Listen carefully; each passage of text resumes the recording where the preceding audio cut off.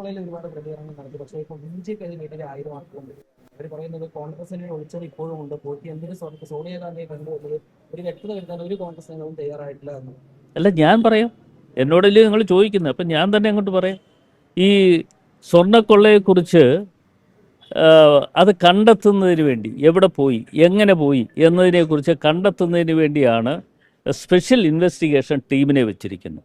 ആ special investigation team ഇതുവരെയും അത്തരം കാര്യങ്ങളുടെ പ്രവർത്തനങ്ങളുമായി പൂർണ്ണമായി പോയിട്ടുണ്ട് എന്ന് എനിക്ക് പറയാൻ പറ്റുന്നില്ല. മാധ്യമങ്ങളിലൂടെ വരുന്ന വാർത്തകൾ നോക്കുമ്പോൾ അത് പൂർണ്ണമാണോ എന്നതിനെക്കുറിച്ച് സംശയങ്ങളുണ്ട്. എങ്കിലും അവർ കൊടുക്കുന്നത് കോടതിയുടെ നിരീക്ഷണത്തിലാണ് എന്നുള്ളത് കൊണ്ട് അത് കോടതിയുടെ അതിൻ്റെ കാര്യങ്ങളൊക്കെ തന്നെ കോടതിയിൽ അവർ സബ്മിറ്റ് ചെയ്യേണ്ട കാര്യങ്ങളാണ്.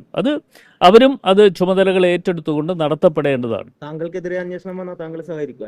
തീർച്ചയായിട്ടും, ഒരു സംശയമില്ല. ഞാൻ നേരത്തെ തന്നെ എല്ലാവരോടും പറഞ്ഞ് നിങ്ങളെ കൂടി ഞാൻ അറിയിക്കാം. നിങ്ങളിലൂടെ മാത്രമാണ് എനിക്കെതിരെ അന്വേഷണം ഉണ്ട് എന്ന് എനിക്കറിയാൻ കഴിഞ്ഞത്. എന്ന് വെച്ചാൽ ചാനലുകാരിൽ നിന്നും മാത്രമാണ് എനിക്കെതിരെ അന്വേഷണമുണ്ട് എന്ന് അറിയാൻ കഴിഞ്ഞത്. തീർച്ചയായിട്ടും അതുമായി ഞാൻ സഹകരിക്കും. പക്ഷേ ഒരു കാര്യമുണ്ട്, അത് സഹകരിക്കുമെന്ന് പറയുമ്പോൾ ഇവിടെ പോറ്റിയുമായി ബന്ധപ്പെട്ടുകൊണ്ട്, ഉണ്ണികൃഷ്ണൻ പോറ്റിയുമായി ബന്ധപ്പെട്ടുകൊണ്ട് നിരവധി ആളുകൾ അദ്ദേഹത്തോടൊപ്പം ഫോട്ടോ എടുത്തിട്ടുണ്ട്. നിരവധി ആളുകൾ, അത് കേരളത്തിൻ്റെ മുഖ്യമന്ത്രി ഉൾപ്പെടെയുള്ള ആളുകളുണ്ട്. ഇപ്പോൾ അടൂർ പ്രകാശിൻ്റെ ഒരു ചിത്രം കണ്ടു എന്നുള്ളത് കൊണ്ട് അടൂർ പ്രകാശ് ഇതിനകത്തൊന്നും മാറി നിൽക്കുന്നില്ല.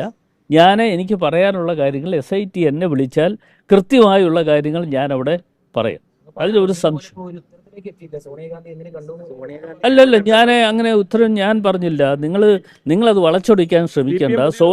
ഇല്ല, ഞാൻ ഒന്ന് പറയട്ടെ. ഇത് ഇദ്ദേഹത്തിന് ഈ റിപ്പോർട്ടർ ചാനലിനെ ഒരു ഇച്ചിരി കുഴപ്പമുണ്ട്. അതുകൊണ്ട് അദ്ദേഹത്തോട് ആദ്യം പറയട്ടെ, സോണിയാഗാന്ധിയെ എന്തിനു കണ്ടു എന്ന് എന്നോട് ഇപ്പോൾ ആരെങ്കിലും ചോദിച്ചോ?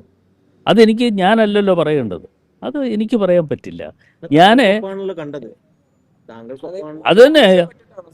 ഞാൻ എൻ്റെ നിയോജകമണ്ഡലത്തിൽപ്പെട്ട ഒരു വ്യക്തിയാണ് ഈ ഉണ്ണികൃഷ്ണൻ പോറ്റി.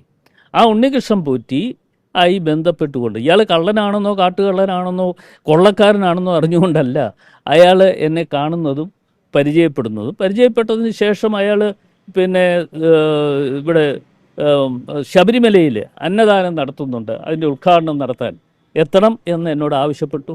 ഞാനവിടെ പോയി ഉദ്ഘാടനം നടത്തി ഞാൻ മടങ്ങിപ്പോന്നു. അതിനുശേഷമാണ് അവിടെ നടത്തിയ പൂജയുമായി ബന്ധപ്പെട്ടുകൊണ്ട് ഇയാൾ ഡൽഹിയിൽ വന്നിട്ട് എന്നോട് പറഞ്ഞു, സോണിയാഗാന്ധിക്ക് കൊടുക്കാനുള്ള ഞങ്ങൾ പൂജ നടത്തിയിട്ടുള്ള കാര്യങ്ങൾ സോണിയാഗാന്ധിക്ക് കൊടുക്കാൻ വേണ്ടിയാണ് ഞങ്ങൾ വന്നത് എന്ന് പറഞ്ഞ് അപ്പോൾ അവരോടൊപ്പം ഒന്ന് ചെല്ലണമെന്ന് പറഞ്ഞ് ഞാൻ പോയി. ഇല്ല, അത് നിങ്ങൾ അന്വേഷിക്കണം. അല്ലല്ല, ഞാൻ ഒരു കാരണവശാലും അടൂർ പ്രകാശ് മുഖാന്തരം അങ്ങനെ ഒരു അവിടെ പോകാൻ വേണ്ടിയുള്ള ഒരു തീരുമാനം എടുത്തിട്ടില്ല. അങ്ങനെ ആവശ്യപ്പെട്ടിട്ടില്ല.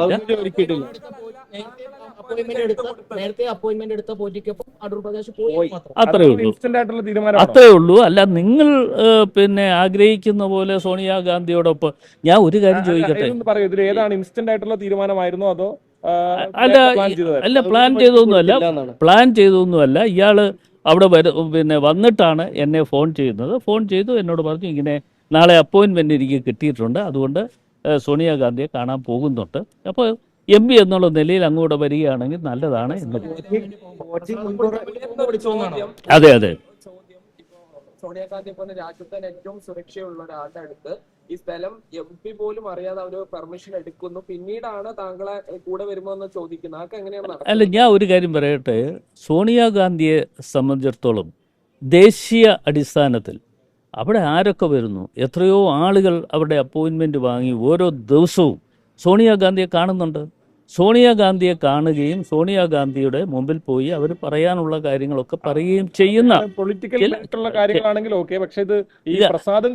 അല്ല, ഇത് ഞാനൊന്ന് പറഞ്ഞു തീർക്കട്ടെ. അതിന് മുമ്പ് കയറി വെടിവെക്കാതിരി അതിനു മുമ്പ്. അപ്പോൾ അത്തരം കാര്യങ്ങൾ സോണിയാഗാന്ധിയെ സംബന്ധിച്ച് ഞാൻ പറഞ്ഞല്ലോ, ഞാൻ അദ്ദേഹത്തോടൊപ്പം പോയി. പക്ഷെ അന്ന് എനിക്കറിയില്ല ഇയാൾ ഈ കാട്ടുകൊള്ളക്കാരനാണെന്നോ കൊള്ള സംഘത്തിൻ്റെ തലവനാണെന്നോ ഒന്നും അറിഞ്ഞുകൊണ്ടല്ല അവിടെ പോയത്. ഇന്നിപ്പോൾ വിളിച്ചാൽ ഞാൻ ഒരിക്കലും പോയില്ല.